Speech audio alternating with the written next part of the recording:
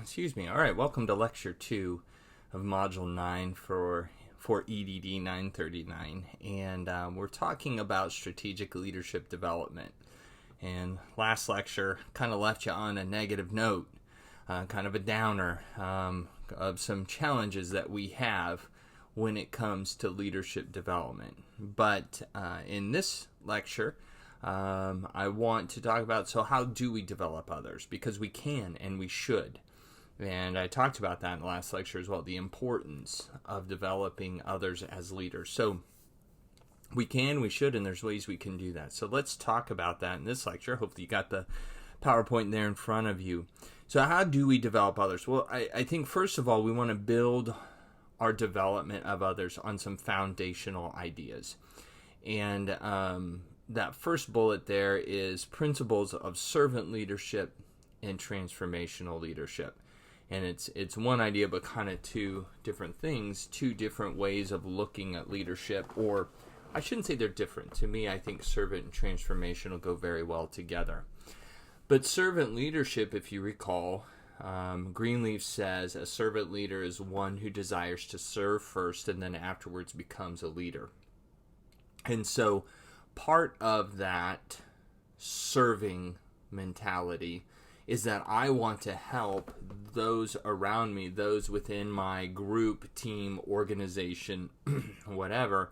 I want them to get better. I want them to achieve the most that they are able to achieve. And so, at its core, I believe servant leadership is about developing others. And Greenleaf even said one of the primary tenets he felt of a servant leader is that you are developing other servant leaders. And so I think we should keep that in mind, and we want to build on that principle. When I am developing others within my organization, and I'm going to just use that broadly, when I say that, I'm meaning all levels, and so it might be a small part, my team, or it could be the organization as a whole. But when I am developing others within my organization to be leaders, I am serving them. And there's a lot that goes into that we're going to talk more about. But I mean, part of servant leadership that people believe is, having conversations and engaging in discussion and dialogue and those kind of things. You have to do those things if you're going to develop someone else as a leader. And then transformational leadership. Transformational leadership is about both the leader and the follower working together and both of them being transformed as a result of the relationship. And if you recall from Leadership 932, when we talk about full range leadership, right, we have all the way from laissez-faire, which in essence isn't leadership, to transactional to transformational. And there is a time and a place for transactional kind of leadership, but transformational leadership is really about improving the other person and seeing them transformed. And in this case, seeing them become a leader. And so I think, and again, if you think about the 4 I's of transformational leadership: individualized consideration, intellectual stimulation, idealized influence, and inspirational motivation, especially individualized consideration and intellectual stimulation, especially those two, those are prime for development. When I am getting to know you as a person, as an individual, what makes you tick, what do you want to do, where do you want to go, and then the intellectual stimulation is that I'm finding things that challenge you and push you further, and we're engaging in discussion and dialogue and sharpening one another's minds and opinions. All of that's all key to leadership development. Not that influence and motivation aren't a good part of it, but especially those two parts of transformational leadership. So that's, to me, why we want to build on the principles of servant leadership and transformational leadership when we're thinking about strategic leadership development. And then the second point, and it's this: I think a foundational idea of leadership development should be that we're going to develop all of our leaders. And when we do that, the cream rises to the top. And in the last lecture, I mentioned that some, organizations, the philosophy is identify your high potentials, and that's who you work with. And at State Farm for a while, that was the philosophy, and they still had high potentials, but we pushed hard to have leadership development for all leaders. And one of the things we talked about was this, one of the guys said, because, when we do that, the cream rises to the top. And my point was, and if we only develop a select few and that cream rises and we keep skimming that cream off, pretty soon our area, because what would happen at State Farm is we develop leaders within our 6-state zone, and then those leaders get farmed out to other zones. And I said, pretty soon we're going to run out of milk, right? Or cream, if you will. Because we're developing, if we develop all of our leaders all the time, then all of the cream rises to the top. And then, because one of the things what made you a high potential, well, one of them was full mobility. You were willing to move anywhere. So we had a lot of really great leaders in our area who weren't high potential simply because they didn't want to move. And we weren't developing them. I mean, that's just stupid, quite frankly.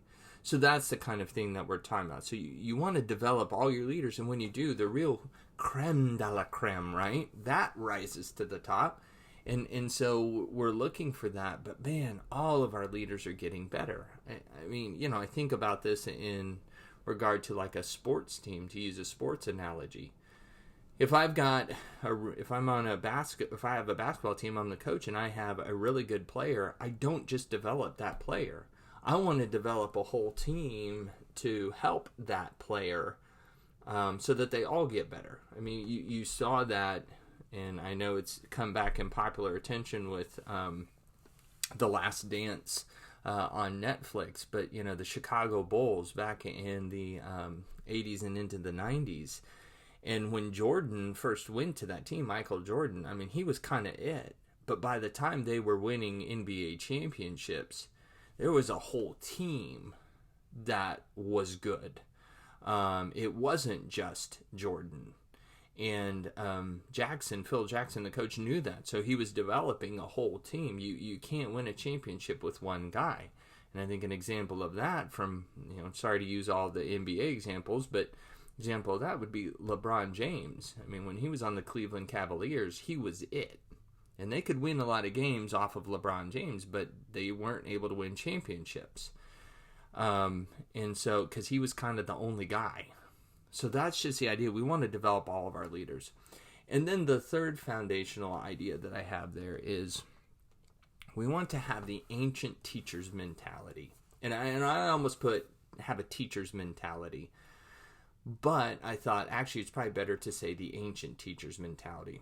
And what I mean by this is, in the ancient traditions, think of Aristotle, think of Jesus, and others that we know about. They taught Lotus, who developed Taoism. I think Confucius, I believe, taught this way too. They were surrounded by their disciples, their students, their learners. And there was no formal, traditional, all right, get out your pens and paper kind of learning. It was learning from life. It was teaching by life example, but also just, walking around and saying, oh, observe this. Let me teach you a lesson. As a result of that, there was also a lot of question and answer. Socrates did this. That's why we call it the Socratic method. And so, all of these ancient teachers, it seems like that was kind of their way of instructing and teaching their disciples, their learners, their pupils. And I think from a leadership development standpoint, we need to have that mentality. So rather than how can we structure a formal classroom training? And once again, let me be quick to say, there's positives in there. I mean, I spent part of my career doing that very thing, creating classroom training. But even then, I was quick to tell people, this isn't enough. This can kickstart things, or this can help teach some concepts. But if we're really going to learn and know how they work and apply them, we've got to be doing this over here in real life. And I think of Ron Heifetz, who teaches at the Kennedy School of Government at Harvard. And he has a methodology called case-in-point methodology.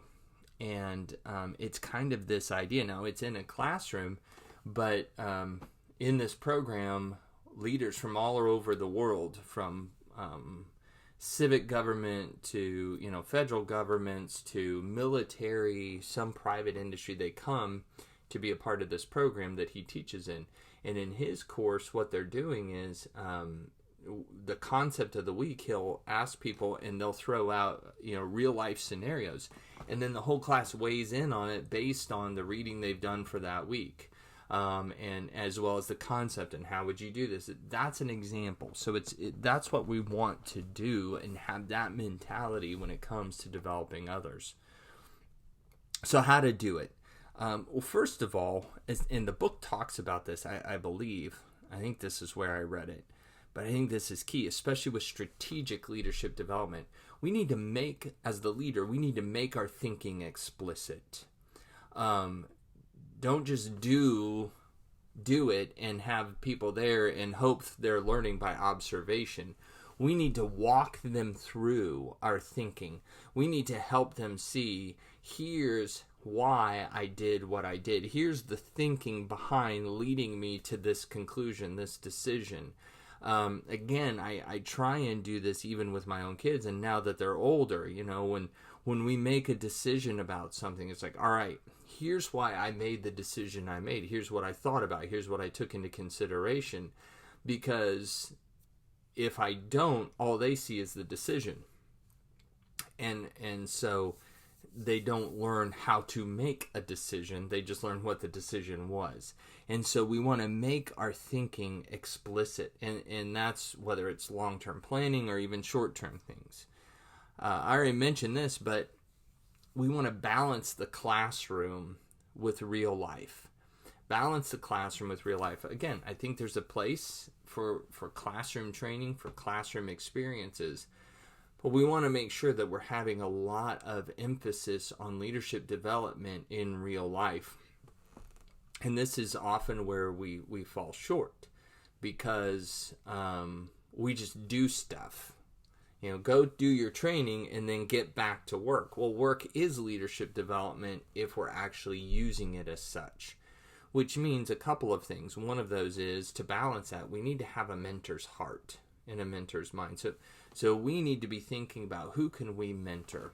Who can we develop? Who can we help grow into the leader that we see them already being, and then help them be even more? Coming alongside them and things like that. As well as we need to use a coaching approach. And I already talked about this in the last lecture. But it's having that mindset of asking open-ended questions, and it's not just asking. I want to make sure, if you haven't been exposed to coaching much or at all, you might think, so I just ask questions, like, why did you do that? It's a lot more than that, and obviously there's a lot that goes into it, so I don't have time to really develop it. But the idea is, it's listening deeply, listening intently, and asking insightful questions. So it isn't just, how do you feel about that? Sometimes that's a good question to ask. But it may be asking a question, talking about making thinking explicit. Well, I made this. Well, what? Because the person themselves, they may not have thought through why they made the decision. Well, why did you make that decision? I don't know. I just thought it was the best decision. Okay. But why? What led you to, and what I'm doing is I'm forcing them to think. I'm forcing them to analyze and to reflect on what they did, or think through what they might do. So that's what I mean, use the coaching approach and using questions and things like that. And then last slide there, continuing on, how do we do this? How do we develop others? one way is to have regular talent reviews. I'm a big believer in this. I think within groups, organizations, whatever as a whole, there should be frequent conversations about where do we see the potential of these individuals. And that should be at all levels. So, and are we developing them the way we should? Now, it'll be quick and easy for someone to say, well, that would apply in a business, but I don't see how that applies in higher ed because there's only so many positions and, a lot of people just want to be faculty. Right. It isn't just being faculty. They want to be faculty. And so that connects really with that second bullet point there is not only should we be having regular talent reviews, we should be having regular development conversations. So within higher ed, it might look like this. If I have a faculty member in my department, I'm checking in with them frequently and saying, I'm having regular scheduled development conversations. I don't know, making 4 a year. That may be a little too much. I probably wouldn't do more than that. But if we have 4 years, so I'm asking them, how are things going? Where do you want to go? And they say, I would love to eventually move into a leadership position. Okay, then we're gonna focus development around that. And I'm gonna be honest with them. Here's the potential I see. Here's some things I think you should work on if you want to move into leadership, both from a strengthening what you already have as strengths as well as maybe some things to shore up, right? Or they say, what I really do is I want to become full professor. I love teaching. That's what I want to do. I want to stay in the classroom. Great. What's it going to take, not just to check a box, but what's it going to take to get you to full professor, but also what's it going to take to make you the professor that then as we have new faculty come in, we want to pair them with you because you're so awesome. You're the one we want them to learn from, right? I mean, then that's where we're helping them find fulfillment and engagement and not making them feel like, what, you don't want to move into leadership? All right, well, good knowing you. We'll see you at your retirement party, right? And that's what we do way too often. Oh, you want to move into leadership? Okay, I'm going to work with you. You don't want to move into leadership? Great, see you at retirement. We should be developing everyone. And that's what talent reviews are a chance to get other people's feedback as well as me as their leader and say, hey, here's some gaps you need to work on. You said that you want to make full professor. Well, that means you need to work on committees and you haven't really stuck your hand up for any committees. Oh, I just don't like, I get nervous or, I don't know. And then we coach them through that. We work through it. I'm just making stuff up now. But that's the idea. But then also talent reviews, I want to move into leadership. Okay, then what other opportunities do we need to get you exposed to and so on and so forth. But we have to have those conversations. They have to be going on so that we can help everyone develop. We can help everyone grow. So it's having regular talent reviews. It's having regular development conversations. And then one more thing I want to say about the development conversations before I move on, and it's this. Make sure development conversations are different than performance reviews. And way too often I see the two mixed together. And I know it can be convenient. Well, you're in here for your performance review. Let's also talk about your development. First of all, development should be happening more frequently. Plus, they should be separate. Performance is performance. Development is development. And I never evaluate an individual on their performance review based on their development because other things happen and come into play. Plus, development is not, it can be connected to making them a better performer, but not necessarily because it may be outside their current performance. Do you understand what I'm saying? Plus, if part of their development, I believe in development plans, but if part of their development plan is to, finish 2 courses, like you're doing, finish 2 courses towards their EDD. Well, COVID-19 hits and they just can't do it, and so they're only going to finish 1 course. I should not ding them on their performance review because things happen, they couldn't quite move forward with their development plan. That's why they have to be separate, and I just wanted to make sure I made that point before moving on. So the third thing there, don't be selfish. And what I mean by this is sometimes as leaders, And we don't intend to be selfish. Sometimes we do. But sometimes we don't intend to be selfish. But what happens is projects, extra committees, extra work comes our way. And once again, we view it as we're helping people because we go, wow, my team is so busy. I'll just do this myself. I'll do this extra project. I'll sit on this committee. I'll take on this extra role. Whereas if I'm having regular conversations and know what people are working on and want to do, then I should not be selfish and hold all those to myself. And this takes some retooling in our thinking because, again, we would think, and I've had this conversation with leaders who've told me, I'm not being selfish, I'm protecting them. Yeah, you mean well, but if you are not giving them these opportunities that will help them grow and achieve things that they've said they wanted to achieve, then not intentionally, but you are being selfish because you are withholding things. Plus, you're killing yourself a lot of times, and we do that a lot as leaders. So what we need to do is know what people are working on. And then it's having the conversation. What's wrong with sitting down with Mary and saying, Mary, hey, you've told me that you want to work on, that you want to get here, and we've identified some things you need to work on. I just got this project from the dean or from the president or whoever, whether it's in higher ed or in an organization. I got this project that needs to be done, and it's gonna take some time. So I know you're busy, so it's your choice. But it would tie in well with what you want to do, help you develop some skills. It's a chance to work on a committee, work with other people, some of the things we've talked about for your development. Is that something you're interested in? If not, that's fine. No reflection on you, but I want to give you this opportunity if you want it. Then Mary gets to decide for herself. I'm not making that choice for her, right? So that's the kind of thing we don't want to be selfish. Fourth thing there is we want to tolerate failure. And what I mean by this is not just outright failure.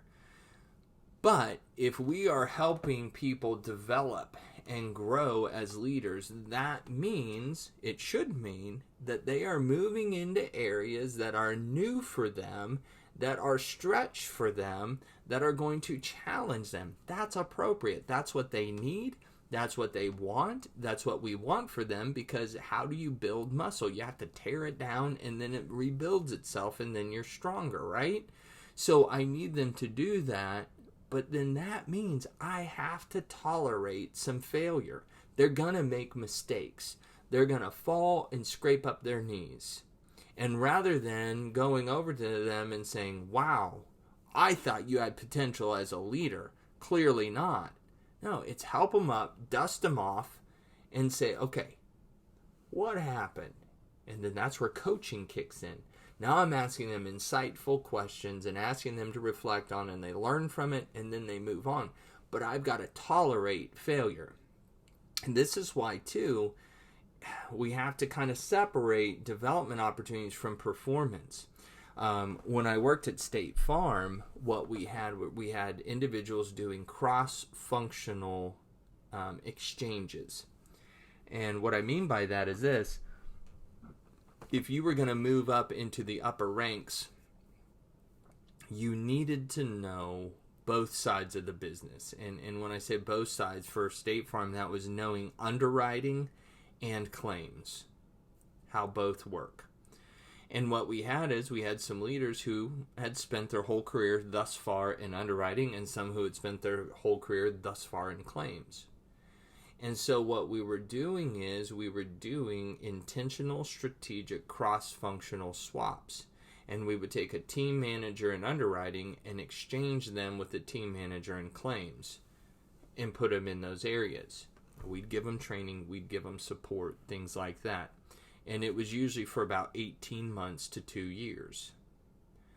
But I put together a whole plan on how to do this. And one of the key components of that plan that I put together was this: you cannot judge them on performance expectations the same way you were. Meaning, because that had happened, before I put together the formal plan, they'd had a couple of these and they hadn't gone real well. And so as a result, nobody wanted to do them. Because what was happening is they were taking a claims team manager and putting him over in underwriting. And then when performance review came along, they said, boy, you didn't do nearly as well as you did last year. And it was impacting his performance review, which also impacts pay and things like that. Well, of course he's not going to do as well as he did last year. He's in a totally new area, and there's a learning curve. And so we have to tolerate failure as we help leaders develop. And by the way, I'll say this, and I need to move on here, but that means tolerating failure in yourself too. And sometimes as we, as leaders, are growing and developing, we don't tolerate and allow ourselves to fail. So sometimes that means tolerating failure in ourselves too. And then the last thing there is, I'll just hit on this quickly because, again, this is a whole methodology that actually goes into this, but we should utilize action learning. And at its core, action learning is where we put people together in a team, a cross-functional team usually, and we're going to help them develop some of the skills and abilities, grow as leaders. But there's a whole methodology that goes to it. But in a nutshell, they're working on a real-life project that has real implications for the organization, and that's a key component of action learning. This isn't a simulation. This isn't a case study. This is real life, real challenge, real problem, real thing, new product, I don't know, new academic program for a college, but it's real. And we put them together, and as they're working on this, there's a coach, an action learning coach, who periodically will interject and say, well, I want to stop because you guys are arguing a lot right now. So what's going on here from a dynamics? Or, Jim over there, you are withholding information from the group. You're not contributing. Why is that? So it helps them reflect on that. Or they present and the presentation doesn't go well. Then the coach will bring them back. Why didn't the presentation go well? What can we do better? How do we adapt and how do we bounce back from this, right? So there's a whole methodology, but the key part of action learning is it's real life, real application, and so it's not safe. Sometimes with case study simulations, that I think they're valuable in the classroom environment, but at the same time, there's a safety there because there's nothing really risked, right? So, but in this case there is, and so it can be a really great learning opportunity, and it's really great for developing all of the components of strategic leadership, right? Strategic thinking, strategic acting, and strategic influence because you're working with others. So I hope this module has been helpful to you, and I hope you have found this course helpful and are walking away with some ideas of things that you can put into practice in your own leadership, practice, and that you feel that as a result you are a better strategic leader as a result of this course.